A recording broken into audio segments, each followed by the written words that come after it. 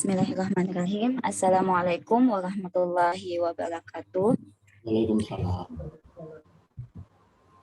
Yang pertama-tama saya hormati Ibu Tati, Pak Heru, dan Pak Bogo.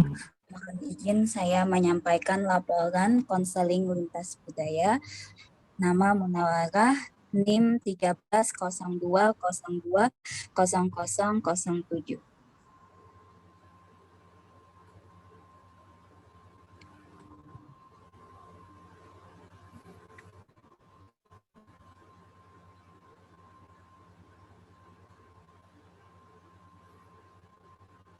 Latar belakang keragaman budaya ini adalah kondisi normal dapat menumbuhkan keharmonisan hidup, namun dalam kondisi bermasalah dapat menimbulkan hambatan dalam berkomunikasi dan menyesuaikan antar budaya.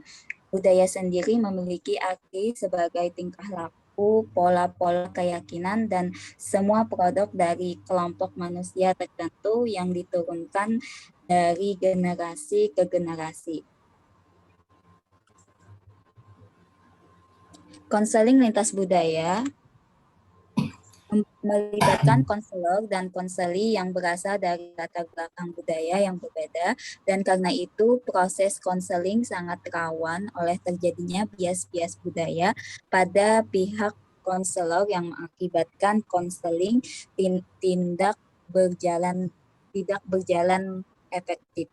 Mahasiswa program pendidikan konselor dapat melaksanakan bimbingan klasikal, konseling perorangan sebanyak 2 konseli, melaksanakan bimbingan kelompok sebanyak 2 kelompok, dan melaksanakan konseling kelompok sebanyak 2 kelompok.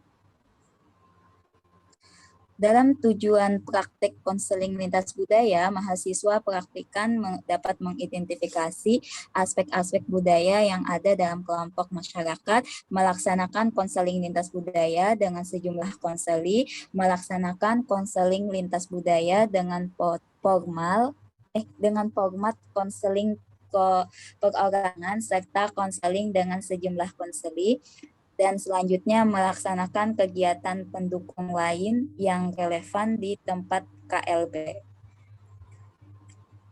Selanjutnya, ini adalah kerangka kerja dalam melaksanakan konseling lintas budaya. Yang pertama, praktikan menentukan lokasi atau kelompok anggota masyarakat yang memiliki latar belakang budaya yang berbeda. Terus mengidentifikasi aspek-aspek budaya yang berbeda dari kelompok masyarakat tersebut, dan selanjutnya melakukan survei lokasi dan bekerja sama dengan berbagai pihak yang terkait dalam pelaksanaan layanan konseling lintas budaya. Ini adalah tempat pelaksanaan konseling lintas budaya yang dilaksanakan praktikan secara daring dan luring. Untuk luring, pelaksanaannya di Kampung Inggris, Pari, Jawa Timur. Waktu pelaksanaan praktik konseling lintas budaya di Pare pada tanggal 30 Mei 2021 sampai dengan tanggal 1 Juni tahun 2021. Selanjutnya, ini adalah prinsip konseling lintas budaya. Dalam rangka untuk memahami budaya klien, konselor harus memahami apa yang normatif dari kelompok budaya yang klien. Dalam konteks ini, perilaku klien sendiri kemudian dapat dievaluasi karena membandingkan bagaimana orang lain dalam dirinya atau kelompoknya biasanya akan berperilaku. Selanjutnya, dalam kerangka konseptual konseling lintas budaya, yaitu ada perbedaan-perbedaan budaya adalah nyata dan mereka dipengaruhi oleh semua interaksi antar manusia. Konselor yang kompeten mengembangkan kesadaran, pengetahuan, dan keterampilan untuk campur tangan dalam kehidupan orang-orang dari berbagai latar belakang budaya.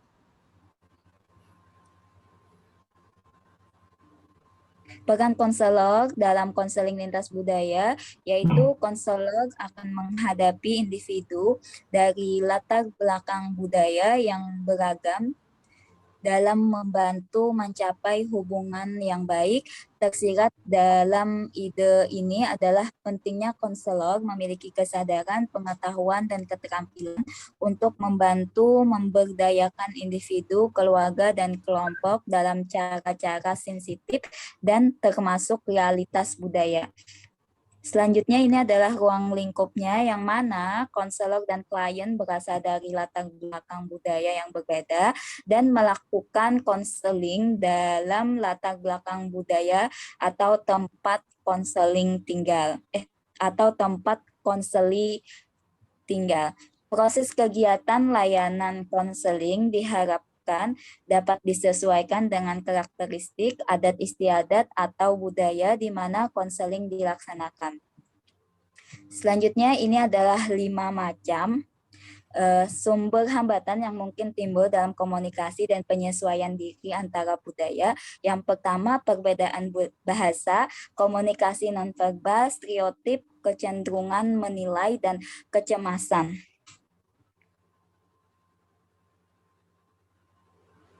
Ini adalah pelaksanaan konseling lintas budaya. Yang pertama ada persiapan, pelaksanaan, identitas budaya, dan target sasaran. Dalam persiapan konseling untuk menyiapkan secara akademik surat menyurat untuk izin praktek di kampung Inggris dan mempersiapkan fisik dan mental untuk memberikan layanan di kampung Inggris. Selanjutnya dalam pelaksanaan. Nah, dalam pelaksanaan ini hasil identitas budaya yang mana praktikan saat ini berada di Surabaya, tepatnya di Kabupaten Jombang, yang mana praktikan dapat mengidentifikasi budaya di daerah Jombang adalah salah satu kabupaten yang ada di Jawa Timur. Ibu kota Surabaya, Jombang terdiri dari 21 kecamatan. Nah, Jombang ini terkenal sebutan kota santri karena banyak institusi pendidikan Islam, pondok pesantren di wilayahnya. Tempat praktikan kunjungi adalah Kecamatan Diwek. Bahasa yang digunakan oleh masyarakat Dusun Ketanun, Desa Dewek di Kabupaten Jombang adalah bahasa Jawa dengan dialek Surabaya. Selanjutnya adalah norma atau nilai yang berlaku atau larangan mitos.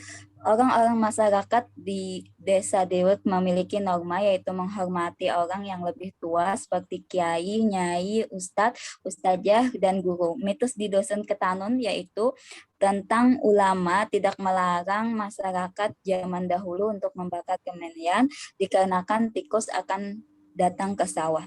Agama yang dianut masyarakat Dewek atau Jombang ini mayoritas agama Islam.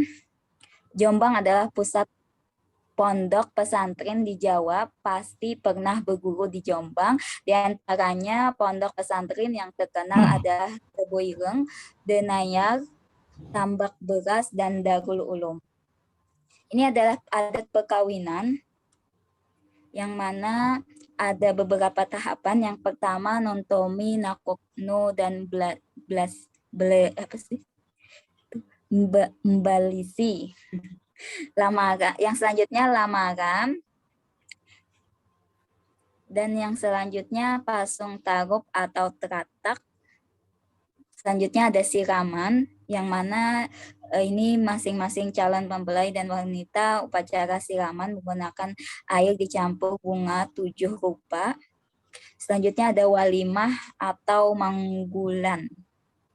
Nah, itu adalah mengundang sanak keluarga untuk melekan yang bermakna mempersiapkan segala sesuatu agar tidak ada yang terlupa untuk perhelatan besar keesokan harinya. Selanjutnya ada upacara pernikahan agama dan temu pengantin. Ini adalah tata krama pergaulan atau perekat masyarakat yang mana bersifat sopan dan ramah kepada siapa saja, hormat kepada orang yang lebih tua, memberi perhatian kepada orang lain, berusaha selalu menjaga perasaan orang lain, bersikap ingin membantu, memiliki rasa toleransi yang tinggi, dapat menguasai diri, mengendalikan emosi dalam situasi apapun. Tradisi khusus yang dilakukan ini sangat unik sekali. Tradisi ini ada yang namanya grebek kue apem. Adalah jenis jajanan tradisional khas Jawa yang biasanya disajikan dalam acara hajatan masyarakat. Jajanan ini kerap ditemukan dalam acara kenduri. Kata apem berasal dari bahasa Arab yaitu afwan atau afuun. Kata ini memiliki makna ampunan atau harapan pengampunan. 3 buah tompeng besar masing-masing berisi 3.000 butir apem. Ini nantinya akan diarak menuju alun-alun Jombang dari Bundaran Ringin Contong. Pemilihan Ringin Contong sebagai lokasi start kirap apem memiliki makna khusus. Ringin Contong disebut titik nol di Kabupaten Jombang. Mohon maaf Mbak Muna, ini maksimal 10 menit ya untuk presentasi. Mungkin yang segitu-gitu nggak usah dibacain ya. Langsung saja ke pelaksanaan ya. layanan. Ya. Untuk pelaksanaan layanan ini pertama dilaksanakan pada tanggal 21 April dengan topik pembahasan topik tugas penyesuaian diri di lingkungan baru. Selanjutnya tanggal 30 Mei itu bimbingan klasikal dengan pembahasan pemahaman pengendalian diri, dan pada tanggal 30 Mei lagi bimbingan kelompok dengan topik pembahasan mengurangi rasa kecewa pada anak, dan selanjutnya konseling kelompok memahami mengenal budaya, dan pada hari Selasa tanggal 1 Juni 2021 konseling kelompok susah untuk memaafkan orang lain dan sering down. Layanan konseling perorangan ini dilaksanakan secara daring dan luring. Praktikan mendapatkan 2 konseli yang secara sukarela ingin tahu seperti apa konseling tersebut, kendala yang dihadapi saat melakukan konseling perorangan ini berkenaan dengan rekaman konseling, maka oleh karena itu dalam rangka memenuhi tugas, praktikan mencari konseli berbeda budaya. Konseling lintas budaya merupakan bantuan yang mana antar konselor dengan klien memiliki latar belakang budaya yang berbeda seperti nilai-nilai kepercayaan dan lain-lain.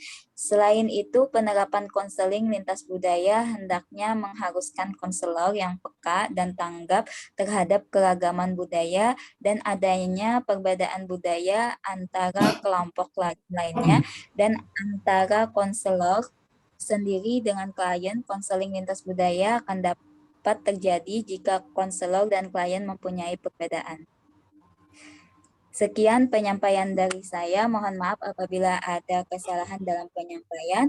Wabillahi taufiq wal hidayah. Wassalamualaikum warahmatullahi wabarakatuh. Waalaikumsalam. Waalaikumsalam warahmatullahi wabarakatuh. Untuk yang terima kasih yang disampaikan Mbak Muna. Untuk yang pertama dalam ujian KLB ini Pak Hirung ya, kepada Bapak. Terima kasih. Assalamualaikum Mbak Munawaroh.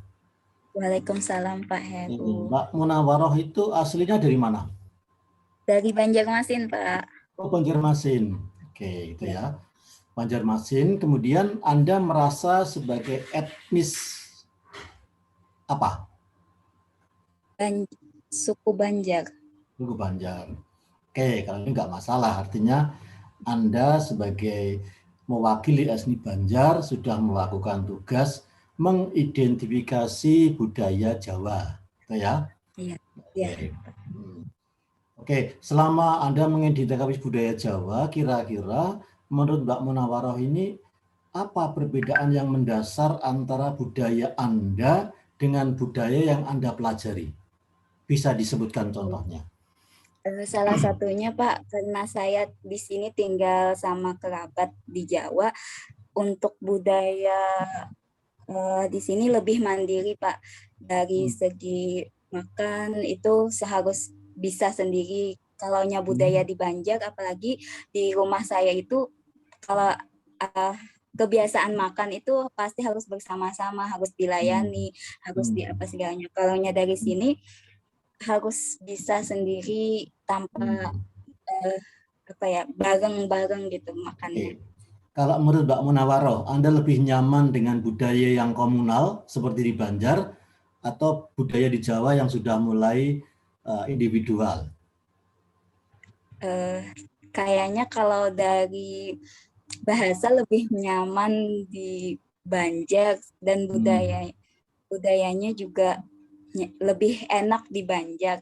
Tapi kalaunya untuk perekonomian di Jawa ini sangat hemat dan ekonomis, Pak. Karena perekonomian di Banjar itu sangat tinggi. Kalau dari makannya itu paling murah 10.000 sampai 15.000. Sedangkan di Jawa ini saya merasakan makanan itu ada yang 5.000 paling.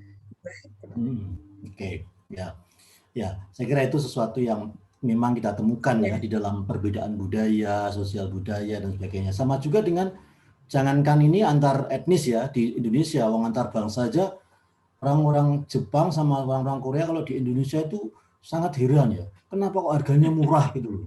Ya. Kenapa harganya murah? Sehingga kadang-kadang mereka mengatakan, wah enak ya tinggal di Indonesia ya, semua serba murah, meskipun dia melihat ada sisi-sisi budaya di Indonesia yang ya misalnya segi disiplin, segi kepatuhan terhadap aturan norma dan sebagainya, sehingga tidak mengherankan COVID susah pergi dari Indonesia karena memang etos budaya di Indonesia itu payah gitu ya. Kalau di Jepang itu orang suruh masuk rumah ya sudah masuk rumah. Tapi kalau kita kan enggak, ada yang leda-lede, ada yang macam-macam gitu ya, sehingga itu akan mempersulit.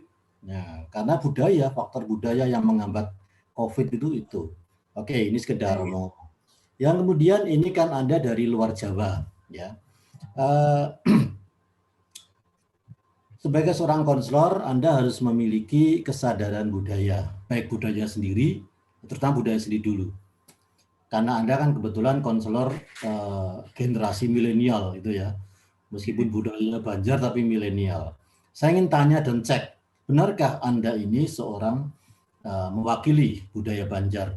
Kira-kira nilai-nilai atau kebiasaan apa dari budaya Banjar yang sampai sekarang Anda pegang teguh dan Anda terapkan di dalam kehidupan sehari-hari?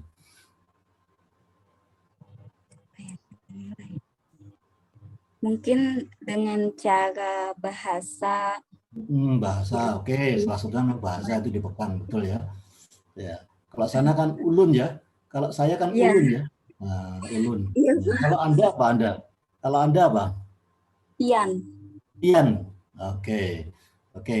Gimana menurut Pian, Mbak Munawaroh? Nilai-nilai atau apa ya, bahasa jelas itu Anda memegang tuh. Tapi lain itu nilai-nilai dari Banjar apa yang Anda masih kukuh untuk melestarikan itu di dalam perilaku keseharian? Dengan makan paling Pak, nilai kebiasaan. Ya, makan gimana misalnya? Kalaunya kami menggunakan tangan Pak, tapi ternyata di sini orang-orang menggunakan pakai sendok. Ya, ada kebiasaan, meskipun saya juga kadang-kadang pakai tangan, pakai sendok ya. Orang-orang Korea itu juga heran melihat Indonesia kok pakai tangan, tapi mereka diam-diam juga belajar untuk bagaimana menggunakan makan dengan tangan gitu ya. Itu sebagian satu kebiasaan yang memang akan terus diwariskan. Oke. Selanjutnya ini Mbak Munawaroh, Anda tinggal di Jawa dah berapa lama? Ini hampir 2 bulan Pak. 2 bulan ya di Jawa ya. Oke. Stereotip orang Jawa itu gimana menurut pandangan Mbak Munawaroh? Ya prasangka-prasangka Anda misalnya, stereotip kan sesuatu yang bersifat negatif. Misalnya tadi oleh siapa tadi ya, Batak itu Mbak Rizkia mengatakan Batak itu kok kasar misalnya. Padahal sebelumnya ya belum tentu. Kalau di mata Mbak Munawaroh itu orang-orang Jawa itu gimana stereotipnya, terutama yang negatifnya ya, bukan yang positifnya?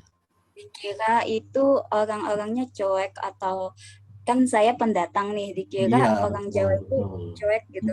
Ternyata pas berteman dengan teman-teman atau dengan sanak keluarga, memperkenalkan ini saya datang dari Banjarmasin apa segalanya, bahkan tetangga lainnya ternyata orangnya sangat peduli gitu Pak. Dikira karena mungkin perbedaan budaya atau bahasa, dikira terlihat cuek atau gimana gitu.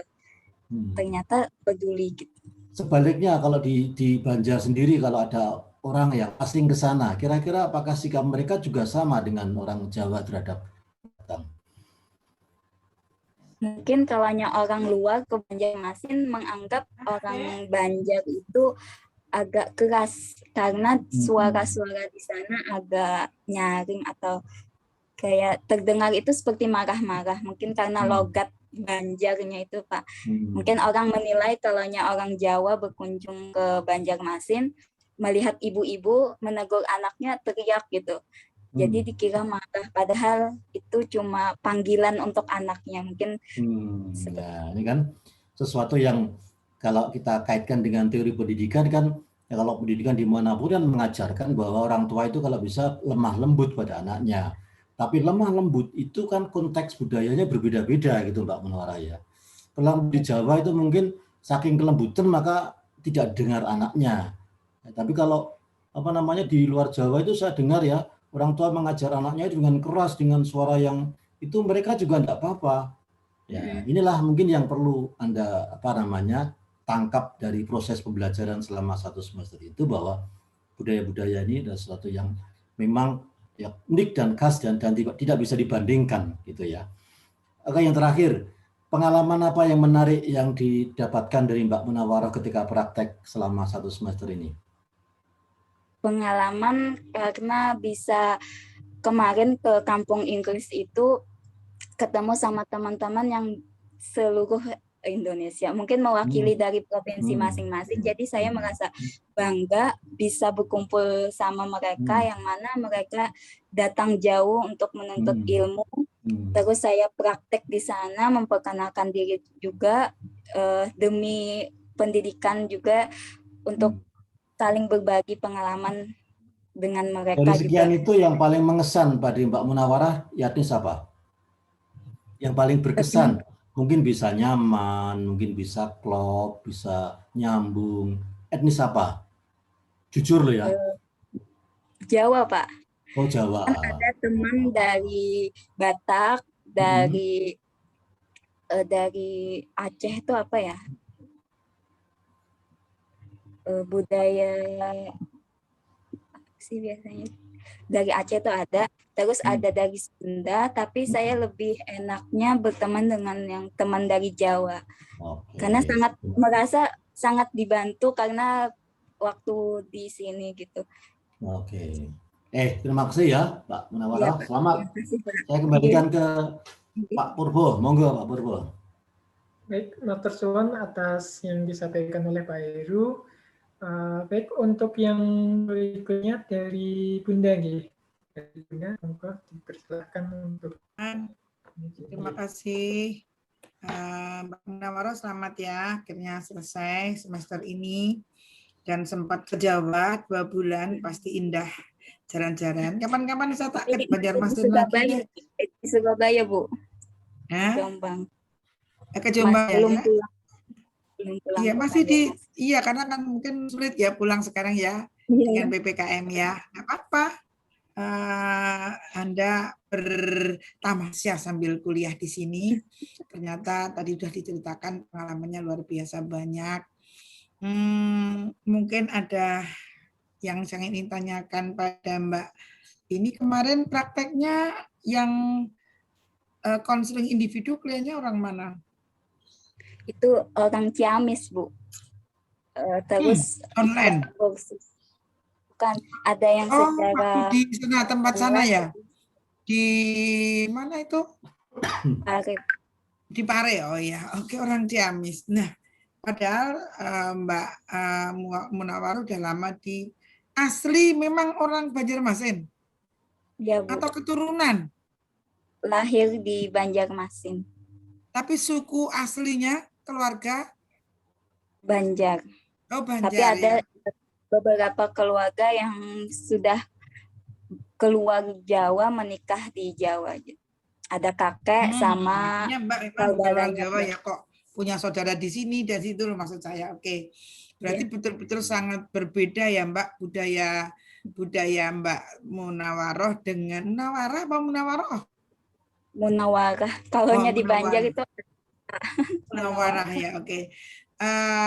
Munawarah dengan yang di Ciamis sangat berbeda itu ya.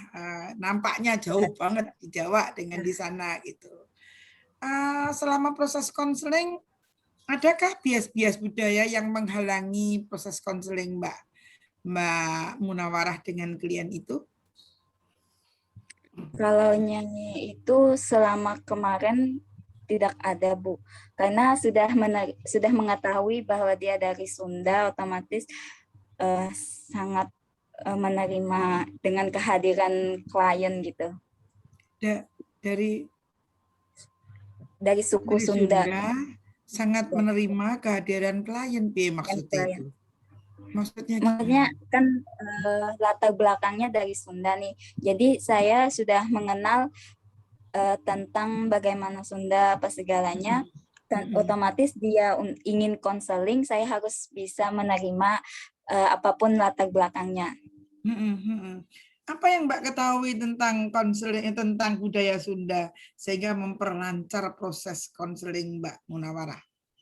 Karena sebelumnya saya pernah pondok di Bandung, Bu, selama 4 bulan. Jadi selama di sana sudah tahu kebiasaan-kebiasaan orang di sana itu orangnya halus, cara bahasanya sopan santun. Kalaunya kita baik, bahkan orang itu sangat baik sama kita. Tapi selama kita bisa percaya juga gitu, jangan mengkhianati dengan orang Sunda gitu. Apa gaya hidup orang Sunda sama enggak dengan Mbak, dengan orang Banjarmasin? Gaya hidup. Kayaknya bagaimana berbeda. Menurut gaya hidup orang Sunda itu gimana? Pokoknya kalaunya saya mengenalnya itu sederhana. Cara makannya pun juga sederhana. Sedangkan saya di Banjarmasin itu sangat konflik makannya apa segalanya gitu. Oh, yang Mbak kenal ya. Tapi sebenarnya budaya Sunda itu jauh dari sederhana. Dia lebih penampilan, menampilkan. Mbak tahu di rumah seperti apa? Enggak tahu ini bukan stereotip ya, tapi memang itu budaya. Dia ingin menampilkan perfect di muka umum. Tidak sederhana orang Sunda. Ini ada catatan budaya Sunda itu seperti itu. Kalau makan memang suka yang dia termasuk yang suka makan sayur-sayuran mentah-mentahan itu orang Sunda ya. Itu tidak dalam bentuk kesederhanaan, tapi bukan berarti itu bentuk kesederhanaan. Tapi kalau orang Sunda sebenarnya penampilannya pasti bukan karena saya melihat teman saya di sini Sunda, tidak, tapi memang orang Sunda itu sudah terkenal budayanya begitu. Jadi apa ya istilahnya, yang penting dia nampilkan di depan seperti apa gitu, walaupun sebenarnya dia itu enggak punya gitu. Itu mungkin yang perlu Mbak coba nanti dicari apa benar seperti itu budaya Sunda.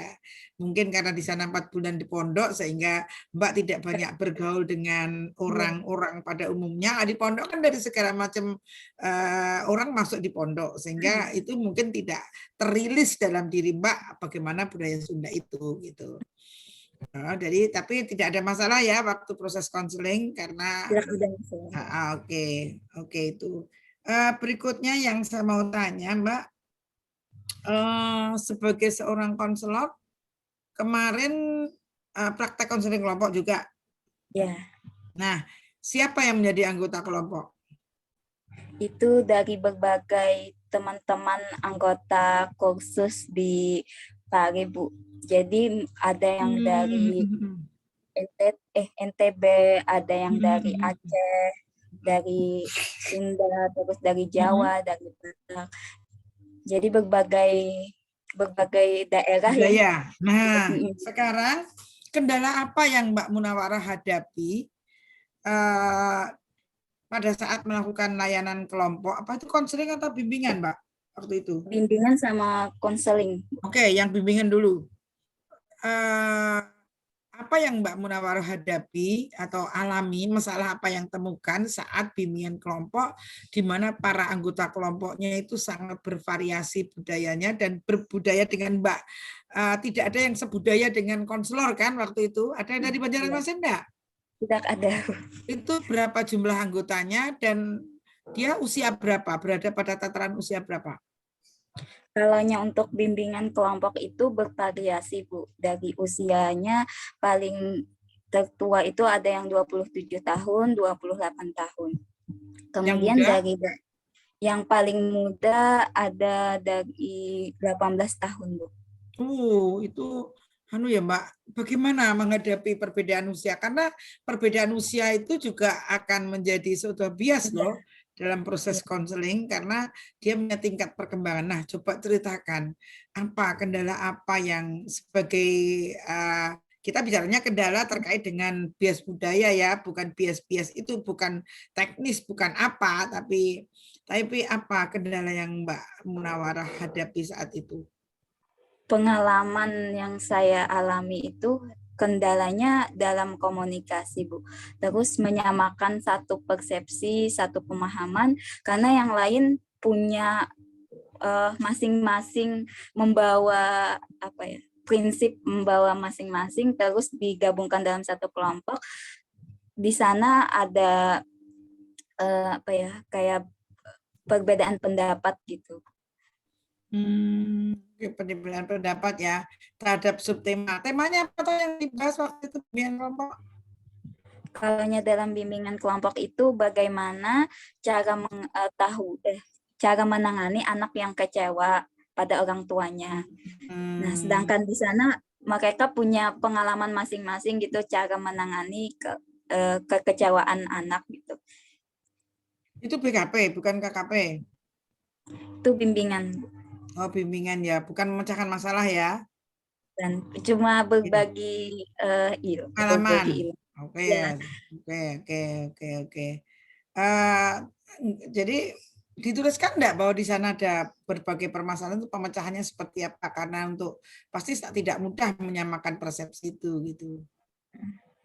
Ya, dituliskan enggak di laporan itu? Kalaunya di sini dalam evaluasi pelaksanaan dalam bimbingan konseling kelompok, saya bimbingan menuliskan kelompok, Mbak, bukan bimbingan konseling kelompok. Bukan bimbingan konseling kelompok, tapi bimbingan kelompok. Bimbingan kelompok. Ya. Nah, ada konseling kelompok, ada bimbingan kelompok ya. Jangan dijadikan satu bimbingan konseling kelompok. Ya, ada di laporan enggak? Masalahnya ini adalah kesulitan dalam menyamakan persepsi disebabkan oleh anggota kelompok yang mempunyai perbedaan budaya. Bagaimana tadi, Bu? Bagaimana cara menangani perbedaan persepsi itu agar persepsinya sama? Cara menanganinya kembali mendiskusikan lagi, kembali ke pembahasan awal gitu. Dan memang tidak harus disamakan, Mbak, dalam bimbingan itu persepsi itu ya. Persepsi tidak kita samakan, tapi kita coba dikemukakan, nanti akan sama sendirinya, akan dirangkum nanti ya. Oke, satu lagi Mbak, dari kemarin semua anggota kan mempresentasikan budaya dari macam-macam. Mana budaya yang menurut Mbak ini sulit untuk dipahami dari apa yang dipresentasikan teman-teman itu? Karena kemarin teman-teman ada yang dari Toraja, dari Bugis, dari Jawa, dari Batak, dari Betawi juga, yang sulit ya Bu, yang sulit dipahami. Mungkin saya kurang mengerti dengan Batak Bu, tapi saya lebih tertarik dengan budaya Toraja. Toraja Sulawesi ya? Ya. Ya. Oke, satu lagi, bagaimana cara membangun komunikasi yang efektif antara konselor dan klien apabila klien kita itu mempunyai budaya yang sangat berbeda dengan Anda. Contohnya tadi, ya, bagaimana membangun komunikasi yang efektif. Anda memiliki budaya yang sangat berbeda dengan klien Anda. Udah itu aja, mungkin silakan dijawab. Pertama, saya perkenalkan diri itu dari Kalimantan Selatan, bahwa saya di sini tidak bisa menggunakan bahasa Jawa. Jadi untuk cara berkomunikasi ada kesepakatan di awal bahwa kita harus pakai bahasa Indonesia. Namun terkadang di tengah-tengah perjalanan atau di tengah-tengah pelaksanaan itu ada yang menggunakan bahasa daerahnya. Jadi mohon maaf, tolong diulang karena saya kurang diterjemahkan gitu ya, karena kurang paham gitu. Oke, jadi itu caranya. Iya. Caranya itu agar ya salah satu caranya tadi adalah satu yang paling utama adalah apa? Sebagai seorang konselor harus modal dasar tentang berbagai budaya. Sehingga nggak kaget. Dan Mbak Musnawarah sudah punya modal itu. Karena sudah pernah ke sana. Ada teman yang bicarakan itu dan sudah dibaca. Ya, oke Mas, itu dari saya. Makasih. Terima kasih Bu Tati. Ya. Matur suwun Bu Bunda untuk ujiannya. Baik, untuk kesempatan ketiga ya, ini tadi sudah banyak dibahas dan mendalam oleh Pak Eri dan dari Bu Tati. Jadi seperti yang disampaikan Bu Tati dan Pak Heru, silahkan nanti bisa ditambah untuk masukannya. Kalau saya melihat dari sistematika laporan Mbak Muna, itu kan identifikasi budaya di budaya Jawa Jombang ya. Itu silahkan nanti ditambah di bawahnya itu kan itu lebih banyak identifikasi bias yang terjadi itu apa yang menurut penulisnya, biasnya, kemudian cara mengatasinya. Karena saya melihat di laporan itu belum dituliskan seperti itu. Itu kemudian pada bagian lampiran ya, ini dituliskan semua nama-nama anggota ya. Saya bagus nama misalnya anggota BKP, kemudian konseling perorangannya, kemudian klasikal. Sebagai saran, silahkan tidak menggunakan nama asli, tapi menggunakan inisial. Misalnya di sini ada ya, nama samaran Anda Anja Palupi, terus konseling perorangannya Cynthia. Nanti kalau saya cari orangnya di Google, kalau nama lengkap itu biasanya ketemu. Nah, jadi kalau ya etika profesi, etika konseling, kita boleh membahas permasalahan, tapi tanpa ada identitas satupun identitas yang kita sebutkan. Jadi nanti silahkan buat nama samaran atau inisial seperti itu. Itu kemudian tambahannya lagi terakhir pada bimbingan kelompok ataupun konseling kelompok. Kalau dalam topik tugas kan topiknya sudah jelas. Kemudian kalau topik bebas ataupun konseling kelompok kan anggota kelompok menyampaikan. Misalnya kalau konseling kelompok menyampaikan permasalahannya. Memang sudah ditulis nih anggotanya ini. Tapi silahkan ditambah misalkan inisial ini, misalnya anggota kelompok pertama tentang permasalahan apa. Nah, itu juga perlu disampaikan. Misalkan ini permasalahannya apa, ini apa. Kemudian yang disepakati atau kesepakatan kelompok, mana permasalahan dahulu yang dibahas, yang dipecahkan. Jadi itu nanti tambahannya seperti itu. Itu silahkan nanti di kelompok 2, 3, dan 4 itu coba nanti dilihat ya. Apakah ada kesamaan atau yang bagaimana di situ. Begitu Mbak Muna. Mungkin itu dari saya. Silakan untuk yang terakhir dari Mbak Muna, silakan bisa menyampaikan kira-kira apa yang didapat atau statementnya setelah dalam KLB 1 semester ataupun setelah ujian ini. Silakan bisa disampaikan ke Bapak Ibu. Menyampaikan apa yang didapat dan dipelajari dalam konseling lintas budaya ini. Yang pertama, pengalaman saya melaksanakan konseling di luar daerah dan bisa beradaptasi, bertahan di sini, terutama dari segi makan, terus jam. Jadi saya harus menyesuaikan jam dari Banjarmasin dan jam dari Jawa. Dan untuk belajar konseling lintas budaya, saya harus bisa memahami dan mempelajari kembali tentang budaya-budaya yang lain.